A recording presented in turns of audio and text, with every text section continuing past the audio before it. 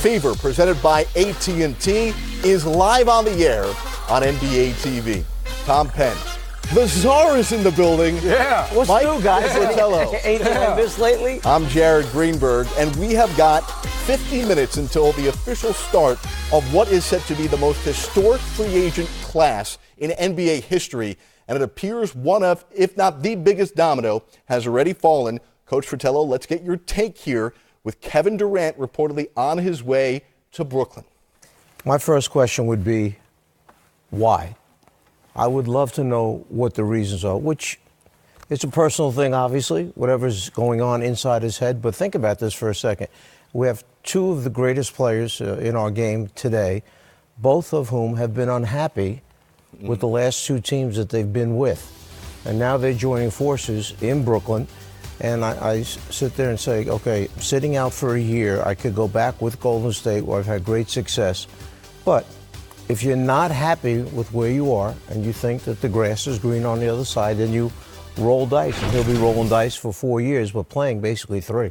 Coach, you have worked on the Nets telecast for many years. Can you put into perspective for us how big of a night this is for Sean Marks and this franchise to be able to land two of the marquee names in a class full of marquee free agents? I just think of the suffering that they were going through from when they left New Jersey to when they went over to Brooklyn. I was part of all that in the transition, doing their games.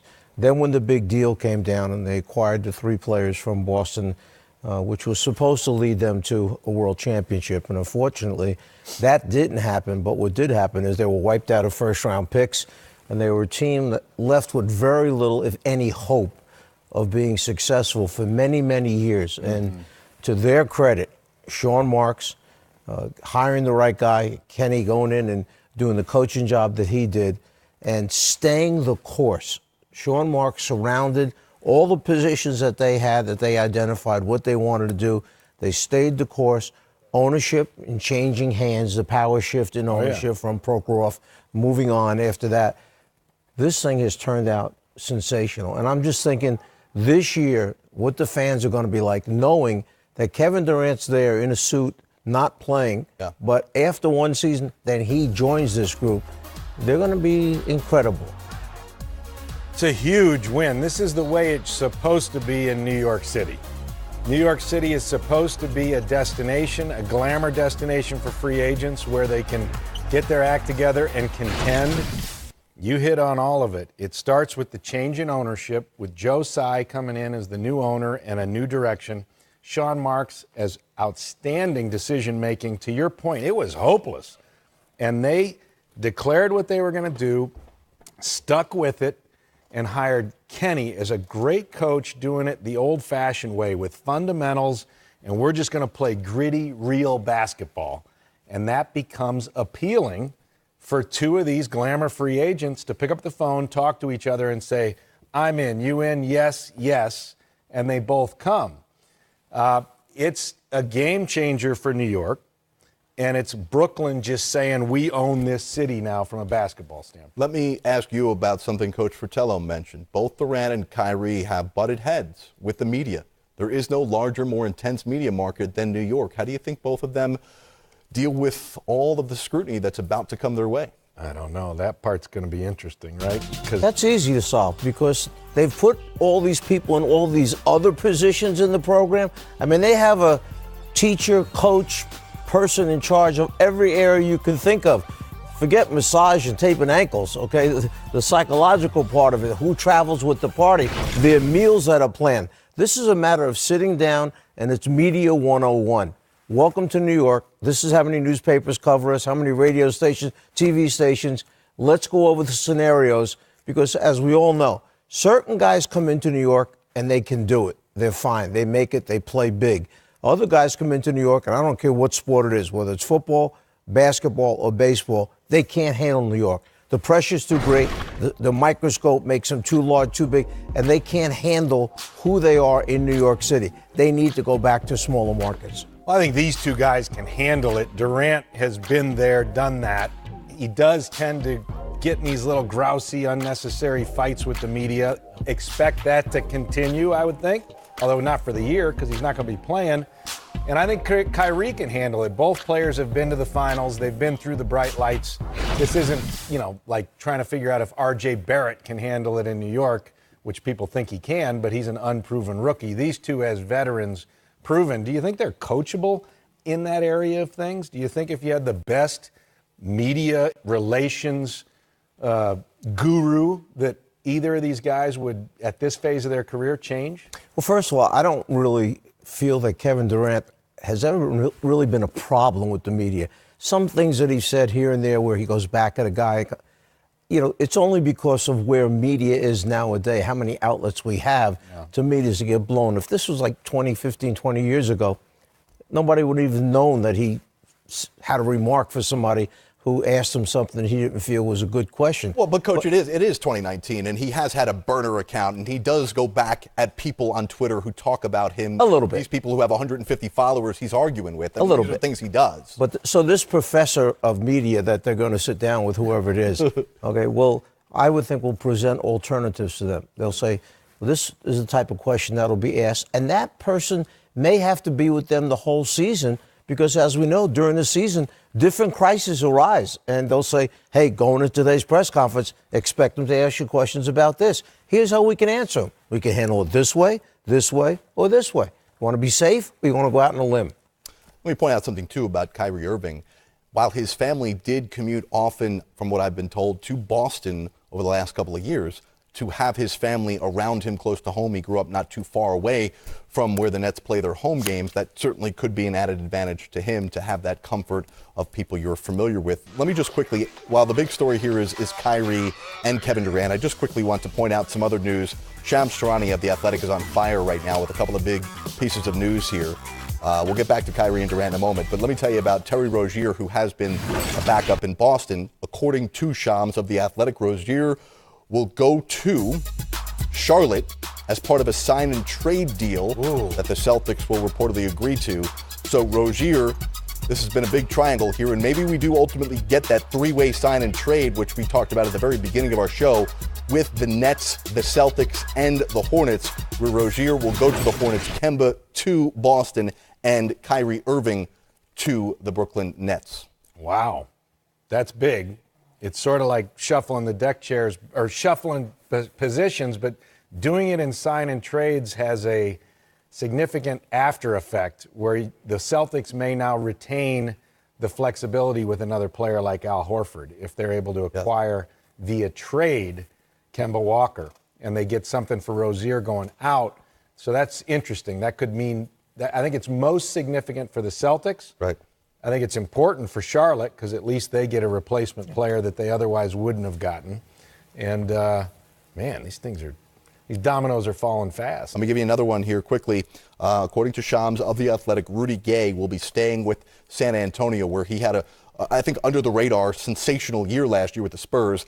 According to Shams, Rudy Gay gets 2 years, $32 million to stay in San Antonio. And he's one of those guys we're looking at when we're looking at Kevin Durant, right, in terms of coming back from a ruptured Achilles tendon. Yeah, I was blessed to have a guy named Dominique Wilkins who played for me many years ago in Atlanta, and he's one of the guys who came back from an Achilles tendon. He did play in the NBA and furthered his career, then went over to Europe to finish up his career. How different was his game when he came back? Well, when I had Dominique, it had not happened yet. And then when he came back, he wasn't the same high-flying Dominique Wilkins, but he got back to that. And you know what happened? He became an even better three-point shooter after the fact because he wasn't trying to jump as high. His balance was better. Okay, his fundamentals became better, and he was able to survive it. Now, I may be in the Guinness Book of Records for this one. How many guys have coached two brothers in the NBA that both of them tear their Achilles tendon? Because I had Dominique's brother, Gerald Wilkins, in Cleveland, and he tore his Achilles tendon. I did not know that. How about that? I could get in with for all something. of the names around the NBA today. The one name I didn't think we'd ever get to was Gerald Wilkins. That's interesting. We got him in. Back to Rudy Gay, he's not a high flyer anymore. He was when we had him in Memphis. He was in his early phase of his career. Now he relies more on skill, which he's developed and honed over time. Similar to Durant, such a high skill player, each of them should come back from this Achilles and still be very impactful. But that's significant for San Antonio because when you look at their roster with Golden State now closed and the West wide open, San Antonio keeping Rudy Gay is an important piece to their effectiveness, and look at them. They're right in the middle of everything again. You know what it's time to say? No. What up, Beck? We're going to do it when we come back. Howard Beck from Bleacher Report joins us to talk about the breaking news of the day. The Nets landing Durant. The Nets landing Kyrie and DeAndre Jordan. Free Agent Fever presented by AT&T is coming right back. Agent Fever presented by AT&T. Jared Greenberg, Steve Ashburner, Tom Penn. We're about to send you off for the evening, but how crazy is this that Kevin Durant reportedly heading to the Brooklyn Nets on a 4-year offer? Well, it's fascinating, and I think it's very welcome, not only by those of us that have to report this stuff, that we have some real grist here for the mill, but also the other free agents and their agents and the teams, because all the dominoes start to fall rather quickly. I mean, I'm thinking back to 2014 where we were in Las Vegas before LeBron James made his announcement through the Lee Jenkins story that he was actually going back to Cleveland. So this is fast. Let me give you this update, too, from ESPN. Not only are the Nets getting Kyrie and KD, but also DeAndre Jordan is going to join them, according to ESPN, in Brooklyn. We also mentioned Garrett Temple going to Brooklyn as well. Man, they've been busy. Look, this is a huge, huge victory for the Nets in terms of the plan worked. And this was a plan that came from the real ashes. They didn't have any first-round draft picks. They traded them all basically to the Celtics. They built the team the old-fashioned way. They created this identity that was appealing enough for Kevin Durant to get on the phone with Kyrie Irving and say, "You in? Yes. You in? Yes. Let's announce it right away. Let's get it out, and then let's get everybody to come with us." So Garrett Temple says, "Okay, I'm in." DeAndre Jordan says, "Heck yeah, I'm in." This is the idea of New York finally being realized in the modern era, because the Knicks could never get their act together enough to do it. Brooklyn got their act together. Brooklyn is on the rise, and this will be a big deal in the big city. And what does it say about the way Sean Marks built this culture with the foundation of we're not going to tank, we're going to try and develop young players, we're going to put in a coaching staff that can develop and grow these players, and all while clearing the space to make us one of the most attractive destinations right now, the most attractive destination it appears in the NBA? Well, the fact that they didn't have total control over their draft picks makes tanking a lot less appealing, right? I mean, in a sense, that trade they made after Pierce and Garnett and those it didn't pan out, that forced their hand. They had to take this approach. So I think it is a good sign. It's one of the reasons that I feel bad for the Charlotte Hornets, because my friend Rick Bonnell, who covers that team for the Charlotte Observer, he doesn't see any alternative to tanking now for the Hornets. And to go from what they were aspiring to as Michael Jordan's franchise to a tanking team in a small market, that gets awfully forlorn. It really becomes a sad situation. Look, there's so much focus on trying to build a championship team, like this, it's championship or bust. There's a certain element of just building your team the right way and playing the right way and trying to actually just win. And they did that. This is a testament to that, to doing it the old-fashioned way. You hire a non-glamorous coach who just knows how to coach and is going to establish fundamentals, and you do it with a bunch of young, hungry players that are trying to establish themselves. And you build good habits and you build good chemistry, and then Kevin Durant goes, that's interesting. And Kyrie Irving goes, oh, you got enough room for me too? And they make that aggressive Allen Crabbe trade to move his $20 million away to Atlanta. They give away a draft pick to do it, and lo and behold, look at what happens. Spencer Dinwiddie, who got paid in season by the Nets, he'll be sticking around, we believe, has taken to Twitter and given us some indication. What movie is this from? A-Team. Oh, the A-Team. Yeah, that's the A-Team right there. Love Nets, it when a plan comes together. Unbelievable. The Nets looking like they're getting Kevin Durant, Kyrie Irving, DeAndre Jordan. You don't have Kevin Durant for the first season with the ruptured Achilles. How much of a player are the Nets now, and how much of a player will they become, Ash? Well, we have yet to see what Kevin Durant will be when he comes back, what kind of player he will be. Worth the risk, though, for the Nets? Definitely worth the risk, no doubt about it. I mean, if you get Kyrie in there now and you bring Kevin Durant back and everybody is bought into the whole thing about promise and potential and where that team is headed, while the Knicks are apparently not, I think it's very much worth this. I think they're on the path to being pretty darn good this year. I mean, they're going to be a playoff team in the mix. They've upgraded their best player, their best active player in Kyrie Irving. If DeAndre Jordan comes, he's a real deal center. We know he can't shoot free throws and has other issues, but he can sure block shots, rebound, run, and have fun. And he'll probably still come off the bench with Jared Allen. Yeah, Jared Allen's a great young big, and then you've got LeVert, and you've got Dinwiddie. You've got a lot of core players, plus some depth beyond that you've seen in the other graphic. So they got a team. They got that same core identity, and they're not done yet, right? We'll see who else comes. Better day. Go ahead, Ash. Are these guys they're bringing in Kyrie and KD, are they going to make those other guys better still? Right. That's the other thing. I mean, they'll develop on their own, but they could become better players by virtue of simply being with those stars. Better night for the Nets and their fans, or worse night for the Knicks and their fans? It's the afternoon. The night hasn't even started. I think this is the ultimate taking of New York. To do this on day one, it is an acceptance of Brooklyn, and it's just a condemnation of New York, because the New York Knicks were all in. They put their chips all in with this plan, and they're coming up zeros on day one. Let's go to this angle of it. We talked about it a little bit earlier on when we had Michael Scotto joining us. Remember that trade 6 years ago, which many have deemed the worst trade, most lopsided trade in NBA history, when the Nets and Celtics got together? Okay, as we look forward into the 1920 season, 6 years later, who's in better shape, the Nets or the Celtics? I still say it's the Celtics. Yeah, I like the Celtics too. I mean, they, in a sense, a negative goes now with Kyrie leaving. They had a pretty good bunch there 2 years ago, and they showed in the playoffs when Kyrie was hurt, some of the potential that they had, and I think that the friction there took them a step back. But I do think that they still have more assets and are more ready. But we keep on hearing about the Celtics' assets. We keep on hearing about Danny Ainge lining himself up to make that big move. He couldn't pull the trigger to get Paul George. He didn't pull the trigger to get Kawhi Leonard.